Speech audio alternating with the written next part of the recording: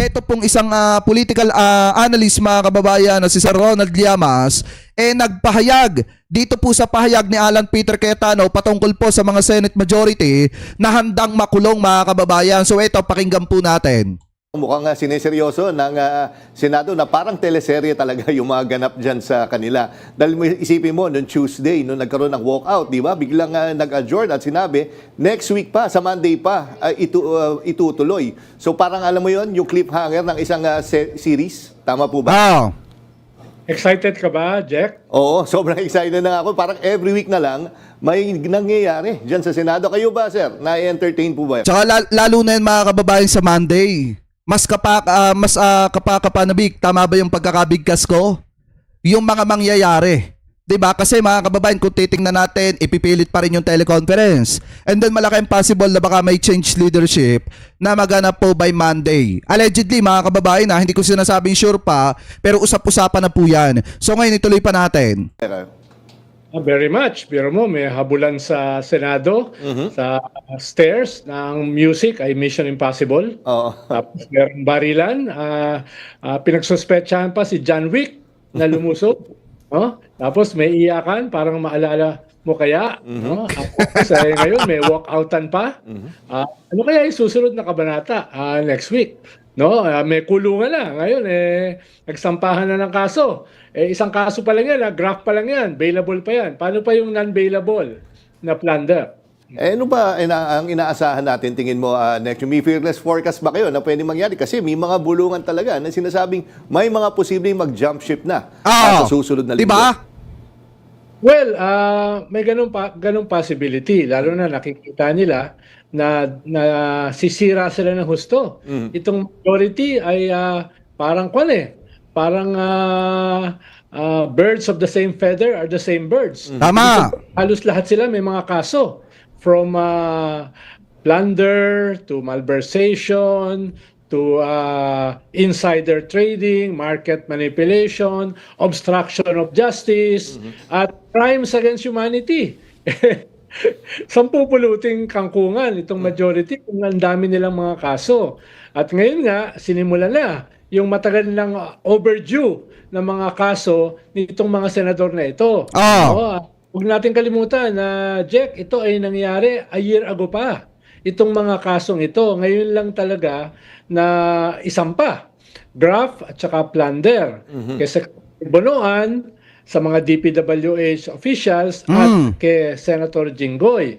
At hindi ako magugulat kung may mga susunod pa next week. Katulad Senator Joel Villanueva, Chis Escudero, Bongo, no? Kasi parang ang pagkakaalam ko mga kababayan, parang sunod-sunod na po yan. After po ni Jinggoy mga kababayan, sa mga susunod na linggo, kasunod na po niyan itong si Joel Villanueva. Maalin po kay Joel Villanueva o kay Chis Escudero. Yan po ang posibilidad mga kababayan na sumunod dito po kay Jinggoy Estrada na makukulong. Kaya medyo dramatic yung mangyayari next Monday. And kahapon actually, guest namin na Secretary, si Senator Erwin Tulfo, tinanong ko nga sa kanya na kung sakaling mililipat, dapat po ba ay walang compromise o walang kompromiso, walang kapalit? Kayo po ba, ano masasabi nyo dito? Kung sakali bang mililipat, di ba, ang chisis nga, kaya hindi natuloy yung kunong nakaraan ay dahil mabigat yung mga kondisyon. Ano ho yung tingin nyo mangyayari sa Lunes po? Well, correct. Dahil kung mamimili ka ng lesser evil para lumipat sa iyong kampo, halimbawa sa minority, dapat talagang lesser evil. Yung lilipat sa iyo, greater evil, no? So, yun yung una. Ikalawa ay mahirap na kasi pag nakakasanay yung mga kaso, parang masyadong obvious. Tama. Ia-atras. Kaya kung titingnan nyo mga kababayan ito kasing Senate minority, dapat matagal na po silang majority. Dapat nga wala pang ilang araw si Alan Peter Cayetano napalitan na Kaso nga lang may mga matitinding kondisyonis talaga yung mga nagbabalak lumipat katulad ni Chis Escudero. Ang gusto ni Chis Escudero siya ang gawing Senate President. So ngayon mga kababayan, kahit na magbago yung pagtingin ni Chis Escudero, kahit pasabihin niyang ayaw niya na maging Senate President at lilipat na lamang po siya sa minority, ayaw na rin siyang tanggapin mga kababayan ng minority. So ngayon, kung may lilipat man dyan, ang tingin ko, maalin doon sa 2 bilyar, mga kababayan, na sinasabi at pinapalabas ngayon, na solid sa majority ni Alan Peter Cayetano, dahil nga malaki ang utang kay Duterte. Ako, naniniwala ako, mga kababayan, na malaki ang posibilidad na mag-jump ship pa rin yan, papunta po sa minority. At isa pa, etong si Loren Legarda, malaki din ang posibilidad, mga kababayan, na bumalik din yan doon ulit. Sa minority ni Tito Sen. Dahil nga, alam naman natin na ang isinusulong ng minority na Senate President ay walang iba kung hindi si Senator Win Gatchalian. Tapos mo yung kaso, nakasalang na. Halimbawa dito kay Jinggoy, kahit tumalon siya mamaya sa minority, mahihirapan na. Tama. Dahil nagsimula na yung proseso sa kanyang kaso Kung pa lang ito, graph pa lang. Paano yung plunder? Pag yung plunder ay sumunod sa Lunes, hindi na siya makakaboto dahil nasa preso na siya. Immediately, kukulong siya pagsampa sa Sandigan Bayan ng plunder.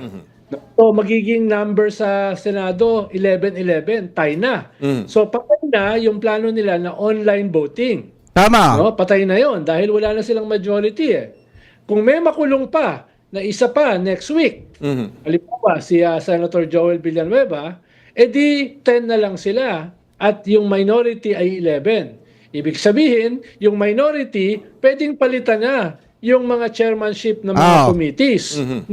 Iyan ang dahilan kung bakit hindi tayo kinakabahan, mga kababayan, na magsagawa ng subcommittee kahit illegal. Ito pong si Alan Peter Cayetano para imbestigahan yung mga about sa mga flood control at pilit idawit ang presidente. Kasi ako naniniwala ko, mga kababayan, pag nakulong na, itong si Joel Villanueva, tapos na isunod pa si Chis Escudero, ang control ngayon ng Senado, mga kababayan, sa mga chairmanship ay nasa minority. Nasa minority ni Tito Sen.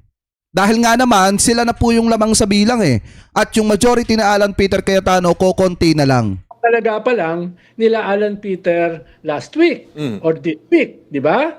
Dahil meron na silang majority. Bagaman, hindi pa nila mapapalitan yung Senate President. Tama. Kaya magkakaroon ka ng napaka-rare.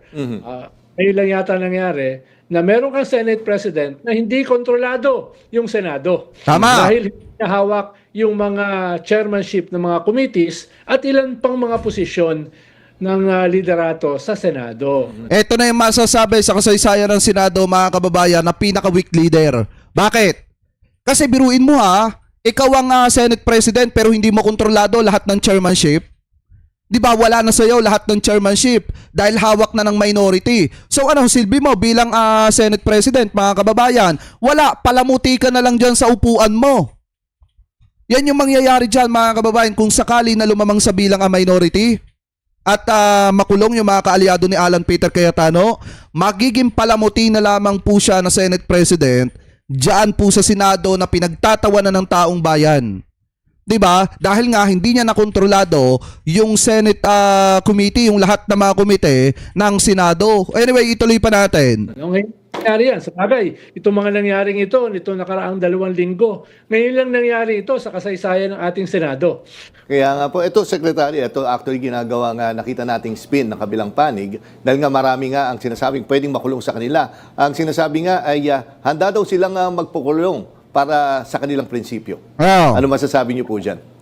Di magkakaroon ng quorum sa kulungan. Okay dito, no? Baka pwede na mag-online voting, no? Baka pwede na mag-online discussion. So, baka manggaling yung online sa presinto, sa kulungan. No? At ito po isa sa sinasabi po ni Senator Padilla na deserve, kung bakit daw deserve ni Senator De La Rosa na payagan na makaboto online. Kasi nga, ang laki naman daw na nakuha niyang boto So, yun yung naging basihan po niya. Dahil pinagkatiwalaan daw siya ng mga botante. Dapat pag-aralan ni Senator Robin Hood Padilla yung ating mga batas.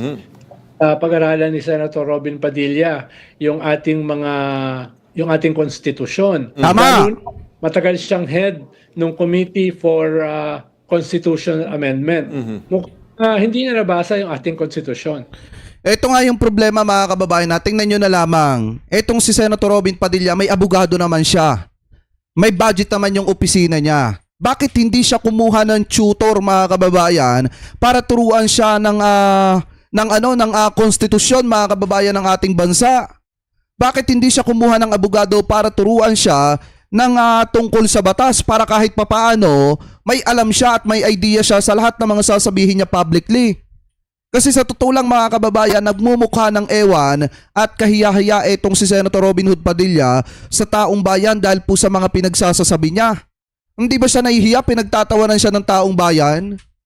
'Di ba? Dahil sa pagtatanggol niya kay Bato de la Rosa, nagiging bonak siya. Kaya nga dapat kumuha siya ng tutor para turuan sana siya ng maayos. Kung halimbawa, senador ka, meron kang mga naging serial killer ka, dahil mong pinatay, kahit gaano karami pa boto mo, dapat sa iyo ay litisin at saka ikulong. Tama. No? Saan bang bansa nanggaling ito si Robin Hood Padilla para isipin ang usapin dito ay paramihan ng boto? Parang hindi siya naniniwala sa rule of law. Kung hindi siya naniniwala sa rule of law, hindi siya dapat nasa Senado, no? Sa bagay, nakulong din siya, naging ex-convict din siya. Kaya baka nakikisimpatya siya kay Senator Bato de la Rosa. Pero medyo sayad na sayad yung kanyang interpretasyon ng ating mga batas. Pati nga doon sa force majeure, mukhang nalilito rin ho siya. Baka kailangan i-spell niya muna, tapos hanapin niya yung kahulugan. Tama. Para malaman niya kung anong ibig sabihin ng force majeure. No? Pero Secretary, ito, no, sabi ko nga, nung nangyari yung walkout, ang nagsasalita noon ay si Senate President Alan Peter Cayetano nung nag-walkout itong minority. Pero ano yung optics nito na pinapakita na, kumbaga, anong hold meron itong, anong klaseng leadership ang pinapakita ni Cayetano kung halos hindi na siya nire-respeto doon? Ang linaw-linaw naman kasi ng rules ng Senado. Kung merong ganyang proposal, pag-uusapan muna yan sa Rules Committee. Pag na-exhaust na yung discussion doon, pupunta yan sa plenary. Tama. Pag na-exhaust na yung discussion doon, tsaka pagbobotohan. Dito, ginawa nila, plenary kaagad. Tapos, nagsisimula pa lang magdebate, gusto magbotohan na kaagad. Kaya totally against sa rules at saka traditions ng Senado. No? So talagang minamadali dahil para kay Senator Alan Peter, nanganganib yung kanyang leadership. At para ma-maintain yung kanyang leadership, mahalaga yung kanilang proposal na online voting. Na ang linaw-linaw naman, pinayagan lang yan during the pandemic. Yun, linaw yun. Yes, kasi mga kababayan yun, maituturing talaga na force majeure. Yung nangyaring pandemic kasi bawal lumabas yung mga tao ng mga panahon na yun eh. At kung makikita nyo, kahit na nasa sitwasyon ang Senado ng force majeure ng mga panahon na yon, alam naman natin mga kababayan na si Tito Sen pumapasok pa rin yan sa Senado para buksan ang sesyon ng Senado. So ngayon kung titingnan po natin mga kababayan, hindi na rin ako nagtataka kung bakit ang isa sa tumututol diyan ay si Tito Sen dahil nga alam naman natin na laging physically present si Tito Sen diyan po sa Senado. So ngayon, kung titingnan natin mga kababayan, para sa akin, itong ginawa talaga ni Alan Peter Cayetano, yan po talaga mga kababayan ay labag sa Senate rules para protektahan yung mga kaalyado nila. Anyway, shoutout po kay kay Kuya Rodolfo Hornales, mega love shoutout po. Force yun, no? Talagang kwan talaga yun, no? Ang tawag dyan, act of God. Tama. Natural disaster yun. Yun. Tsaka yung buong Senado ang nag-online. Hindi lang isa. No? Isa, very strict ang rules dyan eh. No? Kailangan talaga force majeure. Tapos pa ay lahat dapat online. Hindi lang isa. Hindi mo ginagawa yan para sa isang kriminal. Hindi mo ginagawa yan para sa interest ng isang senador. Tama. Dapat sa kabuuan yan. Kaya talagang at inamin yan mismo ni Robin Hood Padilla. Ang sabi kasi ni Marcoleta, yung proposal ng bill para daw sa technological advancement. O, di ba, bilib ka? Ang sabi naman ni Senate President Alan Peter, no, ay yan ay may regularity, no? Walang ibang layunin diyan. Inamin ni Robin Hood Padilla na ang purpose talaga niyan sa kanilang usapan ay para kay Bato. Tama. No? Kay Bato. Hindi, at saka mga kababayan, maliwanag din naman na inamin talaga na mga kaalyado ni Sara Duterte katulad ni Atty. Respicio na yung teleconference talaga ay para po kay Bato de la Rosa at dun sa iba pa mga senator na makukulong katulad po ni Jinggoy at saka ni Joel. Oo, dahil wala nga siya sa Senado or kung sakali na may makulong pa na senador. Eh hindi nga nila pinayagan niyang kay Laila de Lima. Hiningi lang naman ni Laila de Lima makaparticipate, hindi makaboto. No? Tapos ngayon, bigla nilang ipipilit. At Tama. alam mo naman yung nangyari kay Laila de Lima. Opo. Lahat ng mga testigo, ni-recant yung kanilang testimony at napalaya siya after 7 years kahit wala siyang kasalanan. And Secretary, ito pa sinabi po ni Senator Amy Marcos na pag hindi, parang tinanggalan nila ng karapatan na bumoto itong si Senator Bato. Pag ayaw nilang payagan doon sa online. Pero actually, pag inisip mo naman na Secretary, pwede naman siya kasi pumasok kung hindi naman siya sinabing huwag kang pumasok Tama. sa Senate. Tama po ba? Tsaka tama din yung sinabi ni PBBM Kung gusto mong bumoto, dapat dumating ka. Dapat pumasok ka kung mahalaga sa iyo yung pagboto mo. Yun naman talagang pinakatama diyan, mga kababayan Kung gustong bumoto, dapat pumasok, maki-participate ka. Lalo na at maliwanag nga, mga kababayan, na itong si Senator Bato de la Rosa ay hindi naman po talaga tinanggal na senador.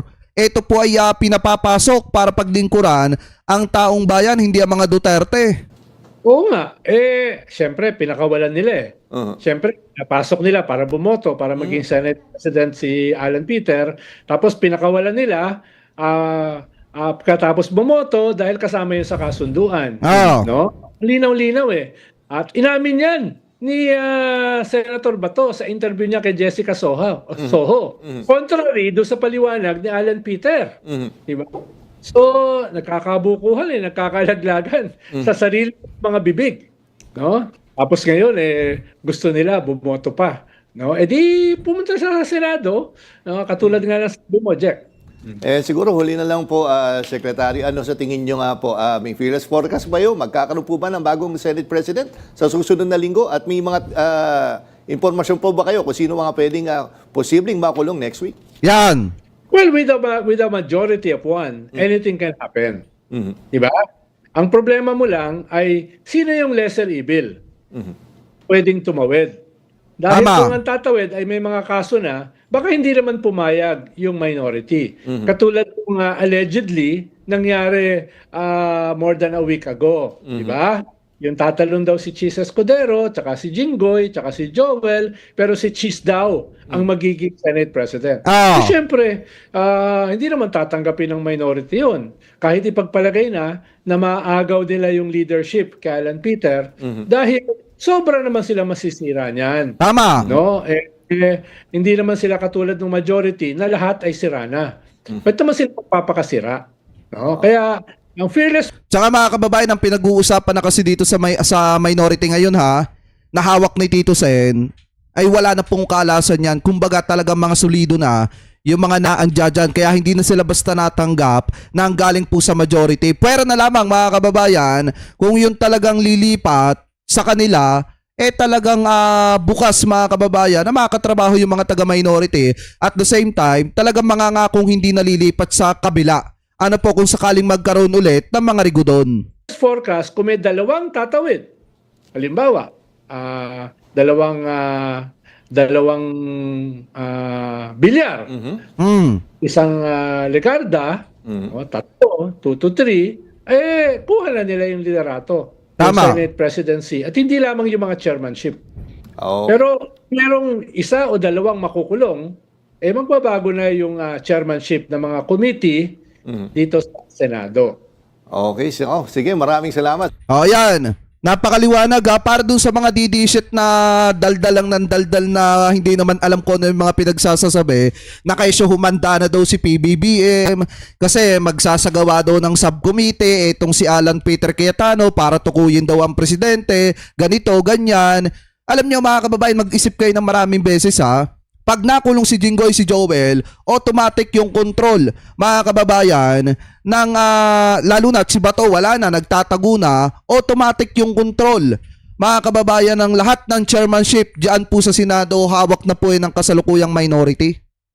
Diba? Hahawakan niya ng kasalukuyang minority at sa kasaysayan ng Pilipinas, si Alan Peter Cayetano, yung bukod tanging naging Senate President, na hindi kontrolado, mga kababayan, ang lahat ng chairmanship diyan po sa Senado.